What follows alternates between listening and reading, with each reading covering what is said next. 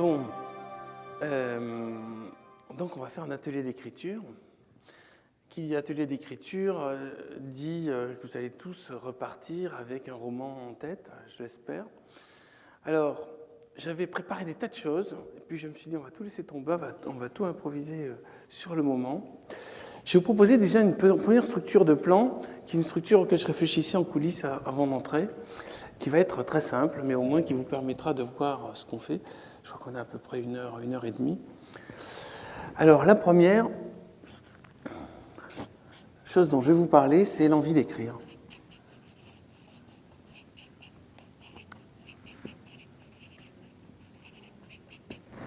La deuxième,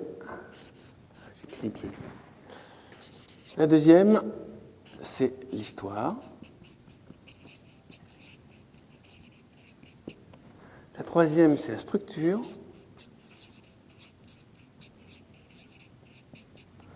Quatrième, c'est le suspense, et la mécanique du suspense. La cinquième, c'est les personnages.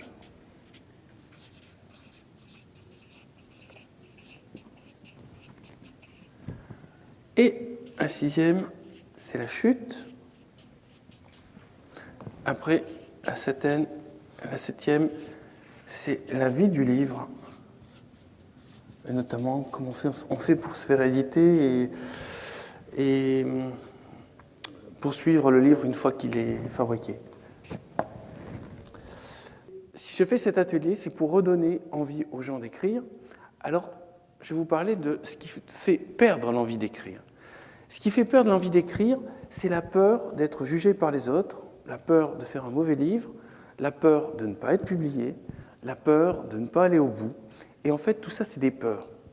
Et on va essayer de surmonter ces peurs, déjà en regardant comment elles sont construites. Souvent, quand on commence un manuscrit, c'est parce qu'on a envie de raconter sa vie, de parler de soi, mais on n'a pas envie de parler peut-être de manière directe. Et on commence à écrire, et au fur et à mesure qu'on écrit, on se dit « Oh zut, c'est pas bon ». C'est-à-dire qu'on a une sorte de petit prof de français qui nous mettait déjà des mauvaises notes à l'école, qui s'est réactivé tout seul dans notre tête et qui se met, en même temps qu'on écrit, à nous juger. Et c'est ce petit prof de français, j'allais dire un méchant Jiminy Cricket, mais qui est quand même installé par le système scolaire et le système parental, qui, en se mettant en marche, freine au fur et à mesure que la créativité se développe. Au point où, au final, la personne ne va même pas avoir envie d'en parler, voire va tenir ce début de manuscrit caché quelque part, comme si c'était un objet honteux. L'écriture est un plaisir. C'est une manière de faire ressortir quelque chose qui est en soi. C'est un mode d'expression. C'est-à-dire on a une pression à l'intérieur, on la fait sortir. L'avantage d'écrire un roman, quel qu'il soit, c'est que précisément, on évite 25 ans de psychanalyse. Quand c'est bien fait. Mais je vais essayer de vous apprendre comment faire qu'un roman remplace 25 ans de psychanalyse. Tout simplement, il faut aller chercher ce qui en soi est la petite étincelle intérieure. Alors certains appellent ça l'inconscient, le diamant de lumière, ou appelez-le comme vous le voulez. C'est quelque chose qui n'est pas le moi social. Quand vous vivez normalement, en fait, vous pouvez vivre toute votre existence juste en ne faisant que plaisir aux autres. C'est-à-dire, quand vous êtes petit, vous faites plaisir à vos parents, après vous allez à l'école, vous faites plaisir à votre prof, après vous allez vous mettre en couple, vous faites plaisir à votre compagne, après vous allez rentrer en entreprise, vous faites plaisir à votre patron, voire à vos collègues, après vous allez faire des enfants, vous faites plaisir à vos enfants. Et la boucle est bouclée. À quel moment vous êtes-vous exprimé? À quel moment vous êtes-vous fait plaisir à vous-même? L'une des manières de faire le point est précisément d'écrire un livre. Alors ça peut être quelque chose de très autobiographique, ou ça peut être quelque chose de très romancé, mais ça va être en tout cas un moyen d'exprimer ce qu'on est vraiment à la face du monde. Et ça vaut le coup. Et pour ça, on n'a pas besoin de penser pourvu que je sois imprimé, pourvu que je sois publié, pourvu que ça plaise aux autres. Non, c'est juste pourvu que je sois suffisamment honnête avec moi-même pour faire ressortir cette chose. Trouvez la manière de sortir ce qui est en vous et surtout, trouvez la dimension de plaisir. L'une des manières de trouver cette dimension de plaisir consiste à se fixer un rendez-vous avec le roman comme si c'était une personne. Et votre manuscrit, vous allez le considérer comme un être vivant auquel vous avez des comptes à rendre. Vous devez, de manière régulière, vous mettre face à lui et avancer, quelle que soit votre envie, enfin, non pas votre envie, parce que justement c'est important de surveiller votre envie, mais quelle que soit votre peur. Avancer, ça veut dire avancer en prenant le risque de faire un mauvais roman. Et ça aussi, c'est une chose qu'il faut surmonter, c'est la peur de faire quelque chose qui est mauvais, qui nous bloque. Considérez que votre premier jet, le premier roman que vous allez faire, dans lequel vous allez exprimer ce que vous êtes vraiment, ce qui est le plus sincère en vous, eh bien ça donnera un livre, et ce livre sera ni agréable à lire pour l'entourage, ni publiable, mais ça sera vous. Donc il est important de déboucher sur un premier jet authentique,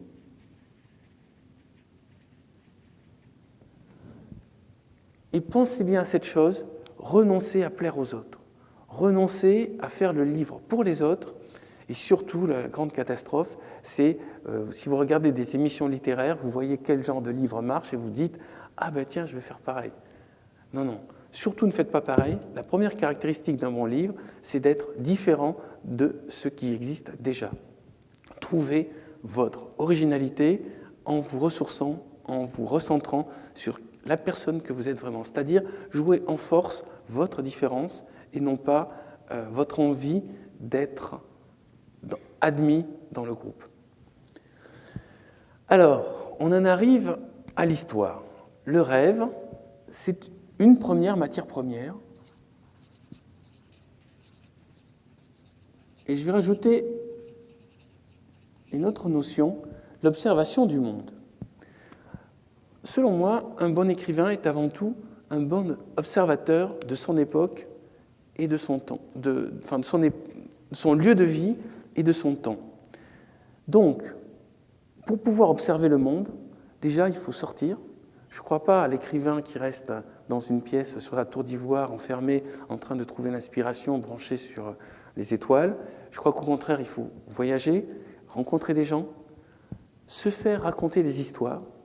Donc, prenez l'habitude presque d'interviewer les autres et de vous intéresser aux autres. Tout à l'heure, je vous disais que pour l'envie d'écrire, il faut s'intéresser à ce qui on est vraiment, donc l'intérêt pour soi-même.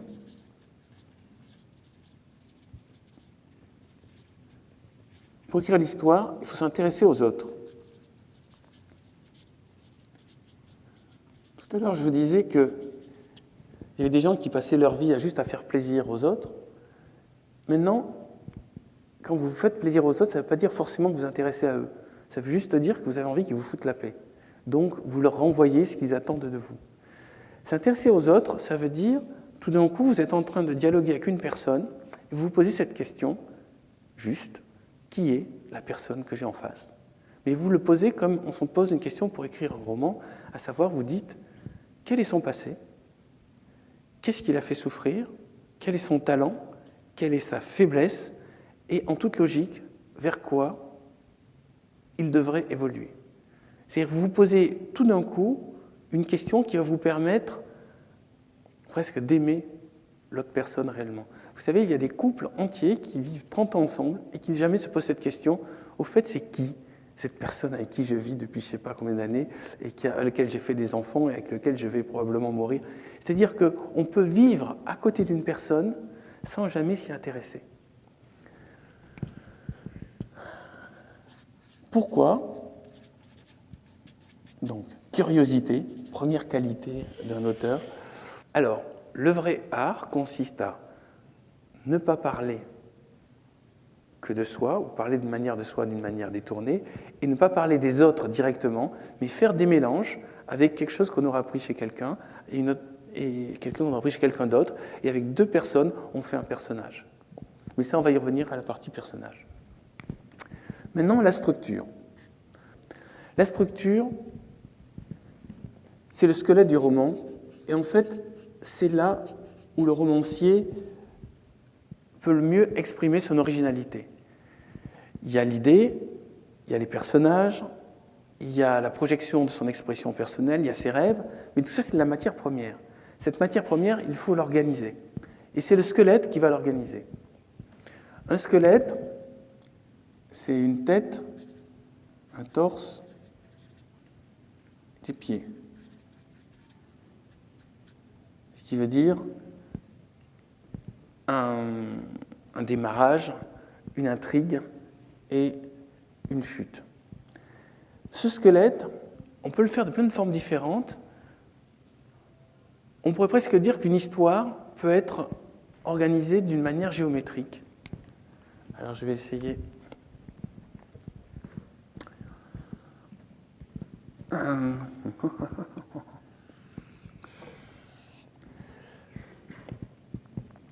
Ce que je vais vous montrer, c'est quelque chose qui est étudié dans les écoles de scénario américaines, qui s'appelle la montée dramatique, qui en fait est une manière de construire un squelette automatique qui est censé marcher.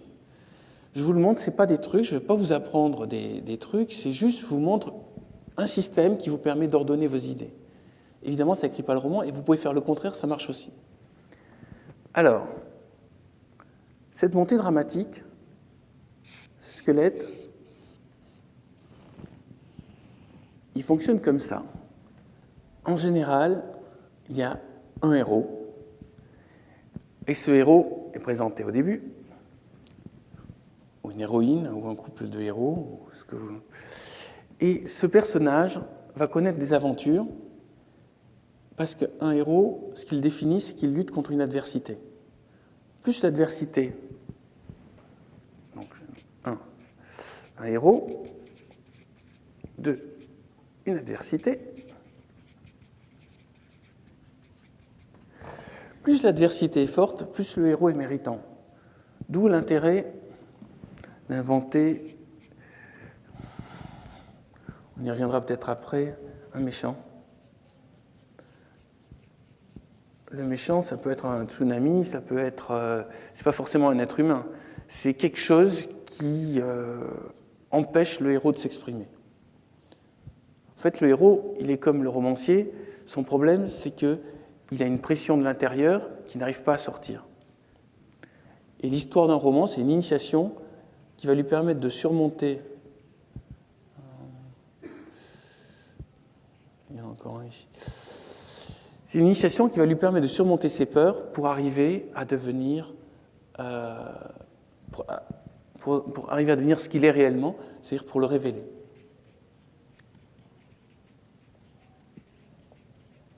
Une initiation. Cette initiation se fait par étapes. L'initiation, elle va se faire par des épreuves. Chaque épreuve permettant au héros de découvrir une facette de lui-même qu'il ignorait. Plus le héros est dans l'adversité, plus les gens vont être pris. Il y a un moment où vous devez tenir le lecteur précisément en ajoutant des difficultés au héros. C'est pour ça que chaque fois que vous voyez dans un film, c'est la catastrophe, les héros ne gagnent pas. Imaginez un roman où dès le début, le héros casse la gueule au méchant, se marie et trouve le trésor. Après, on tourne les pages et on se dit, bon, c'est l'après-réussite, on s'ennuie. Donc c'est cette tension qui va amener à ce point de climax, qui est en fait l'épreuve la plus difficile, qui est la gestion du roman lui-même. Je veux quand même vous citer, dans les structures les plus réussies et les plus faciles à analyser, Monte Cristo, qui est la structure qui marche le mieux. Si vous ne savez pas quoi écrire, si vous voulez faire un roman qui touche tout le monde, refaites Monte Cristo, ça a déjà été refait des tas de fois, mais le principe du héros qui est injustement accusé d'un crime qu'il n'a pas commis, qui va en prison où il a encore plus de problèmes, et qui finalement s'évade de prison et progressivement va se venger de tous les gens qui ont fait du mal, est quelque chose qui fait vibrer chez chaque être humain quelque chose de très profond, parce que tout le monde se dit que moi aussi je vis une injustice, moi aussi je suis en prison, et moi aussi un jour je reviendrai, je me vengerai, tous ceux qui m'ont fait du mal, eh bien ils vont s'en prendre plein la figure. Donc si vous voulez vous amuser à faire un premier roman qui marche à tous les coups, pensez Monte Cristo. Donc le héros est un être qui se bat, qui subit une injustice, qui va se venger, qui vit des épreuves et qui, au final, va avoir un très très gros problème qu'on appelle le climax. Et ce problème, on va se dire, il ne va pas arriver à le résoudre, et donc il est foutu. Mais, grâce à l'imagination de l'écrivain,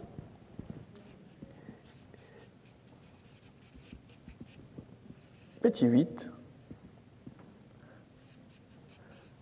arrive le Deus ex machina, l'élément inattendu qui fait que, alors que tout est foutu, eh bien, normalement, le héros va s'en tirer. Ça, c'est la structure classique presque du conte. Maintenant, à partir de cette structure, je vous disais tout à l'heure, je ne vous donne pas des trucs, je vous donne une sorte de repère à partir duquel vous allez pouvoir travailler. On peut imaginer exposition, exposition, les épreuves, il affronte le méchant, il s'endurcit, il se révèle à lui-même, il arrive au point de climax, et là, au point de climax, il est face au méchant qui est sur le point de gagner, et boum, le méchant gagne et le tue. Et on arrête le roman là. Ça, déjà, c'est une première originalité. Vous voyez, vous pouvez vous amuser avec la structure. On peut aussi faire, même arrêter le roman ici. On sent que le héros va perdre, on s'arrête ici, en plein milieu. Vous pouvez aussi faire que le héros finit par réussir, donc la structure est entièrement respectée, mais là on s'aperçoit que finalement le héros aurait mieux fait d'échouer et que finalement le gentil c'était le méchant. Vous pouvez vous amuser avec ça. Mais si vous pensez durant l'écriture de votre roman à cette structure et que vous dites je l'ai développée, je m'amuse avec, vous allez être beaucoup plus en sécurité que si vous faites juste que enfiler phrase sur phrase en vous laissant porter par votre personnage. Et qui dit porter par le personnage dit souvent perdre par le personnage. Parce que je voudrais vous parler de ça. Il y a un écueil dans le domaine de l'écriture, c'est faire ce que vous croyez qui est souvent le roman, à savoir enfiler des phrases comme on enfile des perles pour faire un collier. Alors ça, c'est idéal pour avoir des prix littéraires, mais ce n'est pas idéal pour faire des bons romans, parce qu'au final, vous allez avoir un tas de jolies phrases qui, ensemble, font une sorte de grande poésie, mais en aucun cas, vous aurez ni le suspense, ni l'adhésion, ni le transfert, ni l'émotion. Cette machine-là est faite pour vous transmettre de l'émotion et pour faire que, ici, le lecteur il doit être en train de tourner les pages comme ça et il a oublié toute sa vie, il ne pense qu'au roman. C'est ça l'objectif à atteindre d'un bon roman. Une fois que vous avez géré votre petit dessin d'évolution de l'intrigue, vous allez devoir mettre dedans quand même un peu de chair. Et là, moi je commence par les organes. Alors qu'est-ce que c'est que les organes ? Les organes, c'est les belles scènes où normalement le lecteur doit se dire ah, « bon sang, ça je ne l'ai pas vu venir ». C'est les coups de théâtre, c'est les révélations extraordinaires, c'est les moments où vous allez vraiment faire la différence. Ça, ce n'est pas l'intrigue elle-même, mais c'est ce qui va faire la différence, c'est ce qui va vous amuser, et c'est ce qui va vous donner l'impression que tout d'un coup, vous commencez à piger un truc qui va faire que vos romans ressemblent à aucun autre. Alors, les organes, donc ces idées de coups de théâtre complètement inattendus, il faut les ranger dans un petit endroit. Je vais mettre maintenant l'atelier, la boîte à outils, comme on dit.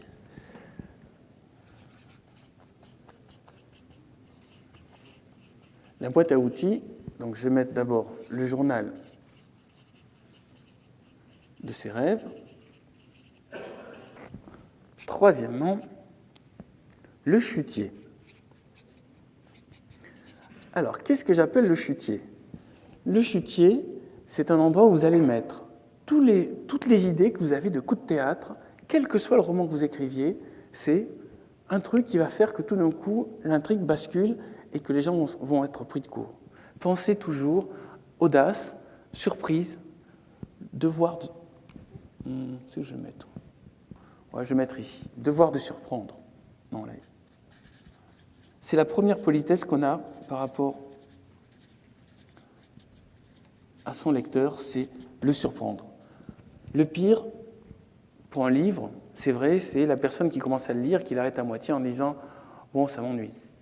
Donc, vous devez tout le temps relancer, rechercher une manière de surprendre, même si le roman est autobiographique, inventer des choses qui n'existent pas. Donc, puis aggraver, augmenter, ajouter de l'émotion, mais surprenez.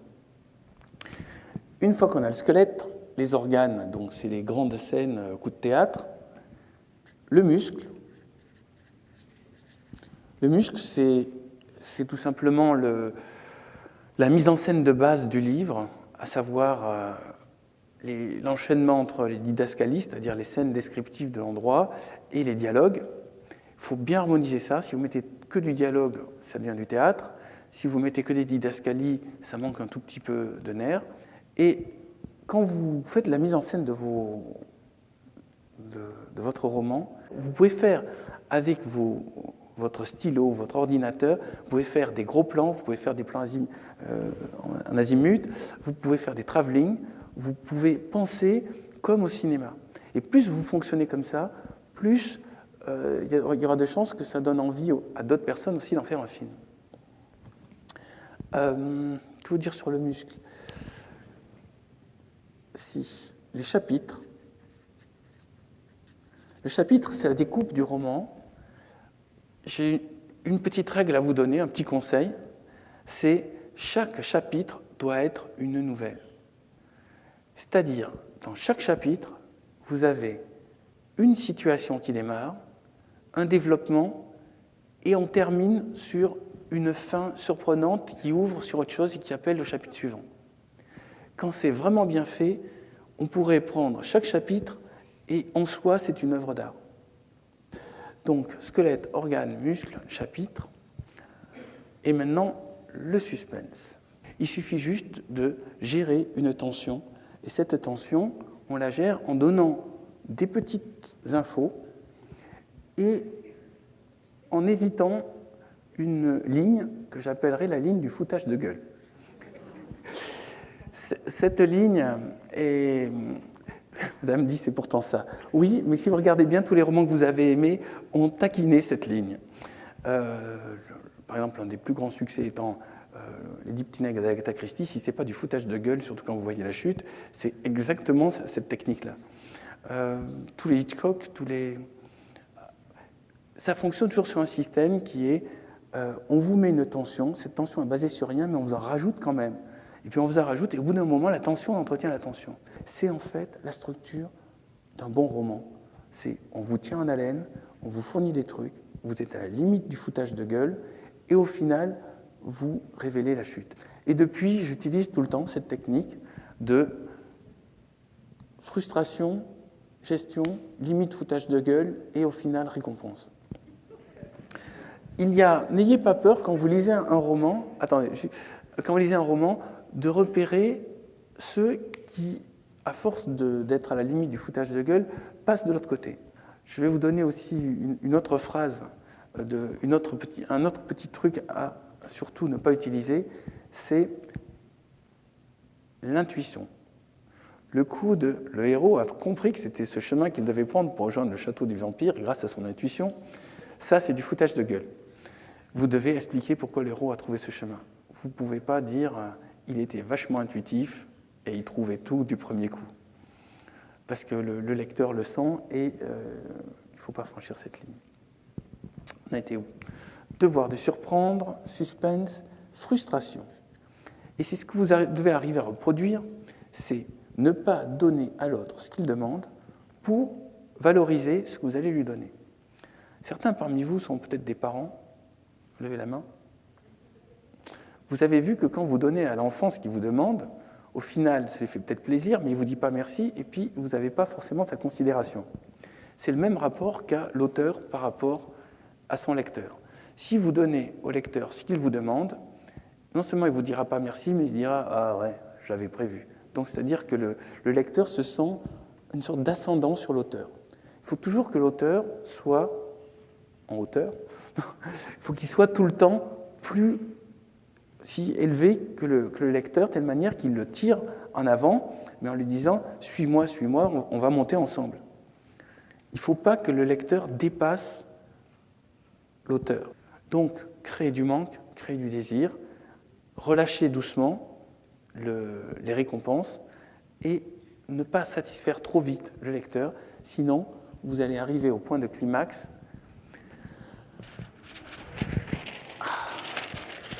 vous allez arriver ici, épuisé, sans le moindre appétit. Là, il faut que l'appétit soit au maximum. Le système de nous les dieux, et même des Thénatonautes, fonctionne sur je vais vous révéler qu'est-ce qu'il y a après la mort, donc, mais j'en donne au fur et à mesure, et après je vous révèle qu'est-ce qu'il y a après l'Empire des Anges, et après je vais vous relever. C'est-à-dire ça fonctionne comme la cave à l'envers. Au lieu d'aller voir de plus en plus profondément pour aller retrouver des insectes et l'origine de l'humanité, là on monte de plus en plus haut pour retrouver Dieu. Ça fonctionne finalement, tous mes romans, et je pense que tous les bons romans fonctionnent avec quelqu'un qui, à un moment, dessine ça. Et ça, vous ne pouvez pas l'avoir si vous accumulez les phrases. Il faut bien savoir que si vous faites juste la rédaction de français avec les phrases qui s'accumulent, vous ne pouvez pas avoir une bonne gestion de l'attention, du suspense et de l'assouvissement. Les personnages. Un personnage intéressant est souvent, voire toujours, un personnage qui transporte un paradoxe. Et ce paradoxe, c'est il se présente d'une certaine manière, mais en fait, il est le contraire de ce qu'il se présente. Alors déjà, on en revient à la leçon du début de l'observation du monde. Prenez l'habitude de voir autour de vous des gens dont vous avez compris le paradoxe. Genre, des gens qui se plaignent d'avoir des problèmes, mais si vous voulez les aider, ils vous empêchent de les aider. Paradoxe de base, qui c'est qui connaît des gens comme ça ? Bon, tout le monde. Le paradoxe a un avantage, c'est qu'il va permettre de développer l'arc. Et l'arc, c'est la transformation des personnages. Je vous disais tout à l'heure qu'un bon roman est un roman initiatique. Je ne sais plus où on a été. Ouais. Est un roman initiatique dans lequel le personnage du début va être différent du personnage de la fin. Et bien, pour tous vos personnages, il faut qu'il y ait la trajectoire d'un arc. L'histoire est une sorte de laboratoire alchimique où tous les gens qui sont d'une certaine manière au début sont le contraire quand l'histoire est finie. Et là, l'initiation s'est bien passée. Enfin, le phénomène de transmutation alchimique s'est bien passé, mais il faut que tout se passe dans la moulinette de l'histoire et que tout soit transformé. En fait, l'histoire est un révélateur de qui sont réellement les gens. Profitez vous-même, si vous vous mettez en tant que personnage dans le roman, pour faire sur vous-même ce travail alchimique qui est « qui suis-je vraiment ?» Paradoxe, l'arc. Ce qui fonctionne très bien sur le personnage, c'est la caractérisation. Plus il est différent des gens normaux, plus il va être attachant. N'hésitez pas à lui inventer des problèmes, n'hésitez pas à le faire souffrir. Il n'y a pas de déontologie des créateurs de monde envers leurs créatures, donc si ça vous amuse de vous défouler sur vos personnages, vous pouvez, mais il ne faut pas penser toujours à la qualité du spectacle et au confort du spectateur. Le paradoxe, l'art, la caractérisation.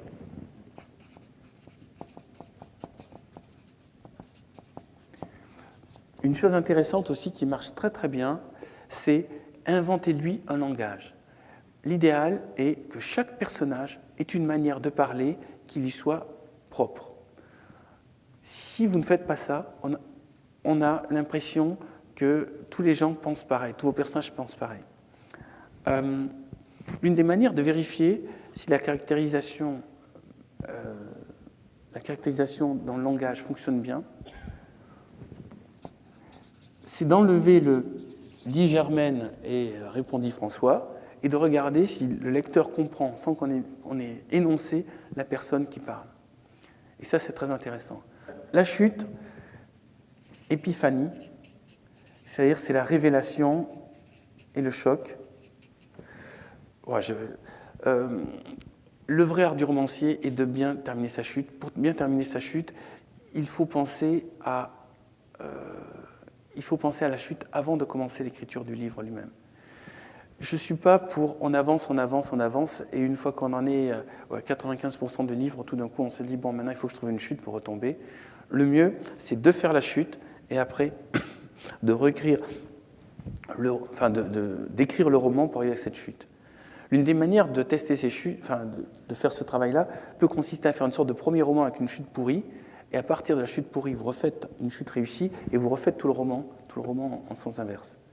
N'ayez pas peur de recommencer à zéro un roman. Il y a un problème avec la mode du traitement de texte, c'est qu'on a tendance à faire une sorte de grande masse romanesque sur laquelle on n'arrête pas de faire des retouches. Et au bout d'un moment, on a une sorte de masse romanesque avec des retouches, mais ça ne fait pas un roman. Il faut tout le temps, une fois que vous avez votre masse romanesque, recommencer à zéro sans utiliser la commande copier-coller. Et rien que par la mémoire, vous allez décanter et virer tout ce qui ne sert à rien pour aller à l'essentiel. Et vous aurez envie d'améliorer sans cesse votre chute jusqu'au moment où vous aurez la meilleure chute possible. Épiphanie, la chute, donc ici, la chute doit être originale, doit être surprenante, doit être un moment de jouissance pure du lecteur. Pour reprendre le cas des 10 petits nègres, au moment où on sait enfin qui est l'assassin, tout le monde devant son livre est en train de se dire « Ah, c'était ça !» Et au moment où on dit « Ah, c'était ça », en fait, il y a un plaisir de lecture qui est elle a bouclé le spectacle, elle a terminé avec avec la petite cerise sur le gâteau, voilà, merci, et le plat est prêt. C'est comme ça qu'il faut concevoir le spectacle, c'est comme ça qu'il faut concevoir le roman, à savoir avec un truc final qui fasse que l'ensemble est une œuvre. La vie du livre,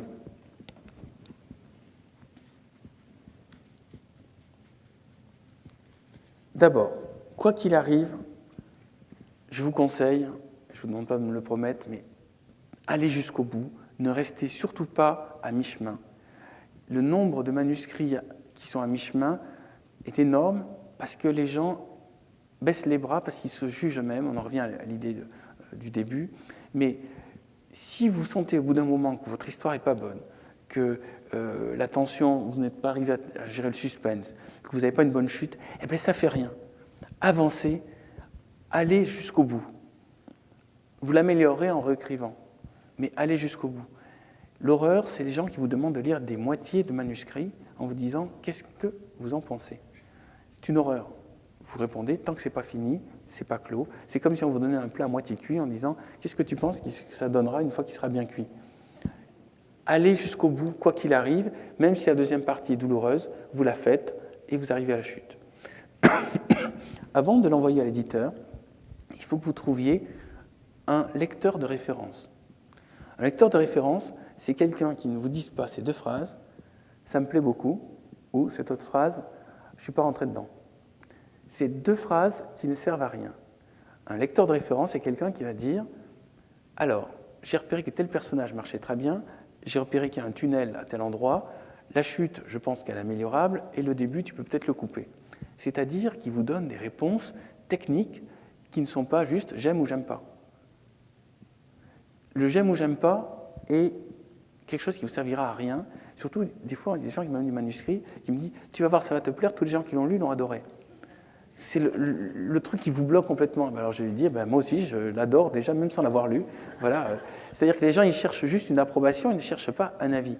Un avis, c'est quelque chose de technique, et c'est très rare, les gens qui savent vous donner un avis du type celui que je vous ai donné, c'est-à-dire vire tel passage qui ne sert à rien, change ce personnage qui n'est pas assez construit, ou vire ce personnage qui ne sert à rien. Ça, c'est des vrais avis. Donc il faut rechercher des lecteurs de référence valables, fuir tous les gens qui vous disent « c'est une merveille, ça va marcher ». Alors ça, il faut savoir une chose. Quand quelqu'un vous tend un manuscrit, il vous oblige à dire que c'est merveilleux. Donc ne rentrez pas dans ce chantage-là. Il faut lui dire soit tu m'autorises à le lire et en te disant réellement ce qui va et ce qui ne va pas, parce qu'en roman, il y a toujours des trucs qui vont et des trucs qui ne vont pas. Soit si tu veux juste une approbation, enregistre l'approbation et écoute-la toi-même. Il est très important de ne pas encourager les gens, de ne pas rentrer dans la névrose, parce qu'il y a un moment où le roman devient une sorte d'objet névrotique et dans lequel on vous demande de rentrer dedans. Ça, il ne faut pas rentrer dans ce jeu-là. Il ne faut pas que vous-même vous demandiez aux autres de rentrer dans ce jeu. Il faut juste que vous soyez dans « je fais une œuvre qui essaie d'être le plus agréable à lire pour la personne et dans lequel je ne suis pas dans une recherche d'approbation ». En imaginant que vous avez fait un super manuscrit, ce qu'il faut faire, je n'ai pas d'autre technique à vous proposer, c'est qu'il faut l'envoyer à tous les éditeurs de préférence sous forme de papier, parce qu'ils en ont marre de recevoir des fichiers Word et que personne ne les lit, et que la plupart des éditeurs sont encore équipés en système de papier et de photocopie. Donc vous faites un tirage papier, vous l'envoyez, après je vous donne des réponses techniques, vous mettez double interligne, ou vous mettez interligne 1,5, vous mettez une police de type time roman, surtout faites pas des polices fantaisistes. Laissez des marges. Quand vous laissez des marges, des interlignes, ça veut dire que vous êtes prêt à entendre des critiques ou des phrases. C'est-à-dire que vous proposez à l'éditeur d'intervenir sur l'œuvre. Quand vous donnez quelque chose qui ressemble déjà au livre final, avec tout assez et tout, ça veut dire que vous considérez que l'œuvre est complète et que vous n'avez rien à attendre de l'éditeur. Donc l'éditeur, il dit, puisqu'il est content de lui, on va travailler sur son manuscrit. Donc donnez tout le temps l'impression que vous attendez de l'éditeur qu'il complète l'œuvre, que vous avez fait, disons, 80% du travail et que l'éditeur va faire les 20 derniers pourcents. C'est une forme d'humilité, ça vous permet aussi d'être accepté plus facilement par les éditeurs. Vous les envoyez aux éditeurs qui font des livres qui ressemblent à celui que vous faites. Ça ne sert à rien d'envoyer de la science-fiction à Gallimard, ou envoyer un livre littéraire à une collection type Bragelonne. Regardez un livre que vous aimez, qui ressemble à ce que vous faites, et vous l'envoyez à cet éditeur, parce que s'il publie déjà des livres de ce type-là, ça veut dire qu'il y a des lecteurs qui sont capables de le comprendre et qui aiment déjà ce genre de littérature. Après, il y a une part de chance. Cette part de chance, c'est tomber sur un lecteur chez l'éditeur qui tombe amoureux de votre livre et a envie de le défendre. Alors, je dois quand même vous signaler ce qui va arriver à votre manuscrit. Chez mon éditeur, il en reçoit 40 par jour. Il doit être dans les 10 premiers, c'est Albin Michel, donc il en reçoit 40 par jour. Les 40 par jour, évidemment, ce n'est pas les grands chefs de collection qui les lisent parce qu'ils sont en train déjà de travailler sur les auteurs qu'ils connaissent. Ce sont des profs de français à la retraite et des étudiants qui sont payés, à l'époque, ça devait correspondre à 20 € par lecture de manuscrit. Et en échange de 20 €, ils fournissent une fiche de lecture dans laquelle ils disent le synopsis, le résumé de l'histoire, et ce qui va et ce qui ne va pas. Et est-ce qu'ils pensent que le livre mérite d'être publié. Ils ne sont pas obligés de les lire jusqu'au bout. En général, en fait, le roman se décide sur les 7 premières pages. Donc, soignez l'action, soignez le démarrage, et faites surtout que la problématique n'apparaisse pas à page 120, parce que, tout simplement, il est fort probable qu'il ne dépasse pas la page 20. D'accord ? Soignez la première page, la première ligne, le premier mot. Il y a un art qui s'appelle l'incipit, qui consiste à faire des très jolies ou des très fortes premières phrases. Exercez-vous à faire une première phrase qui soit très énergétique et qui donne envie tout de suite de tourner les pages. Et remarquez, dans les livres que vous aimez, les premières phrases. Comment ça démarre, comment se présente le romancier. Et je vous remercie pour votre attention.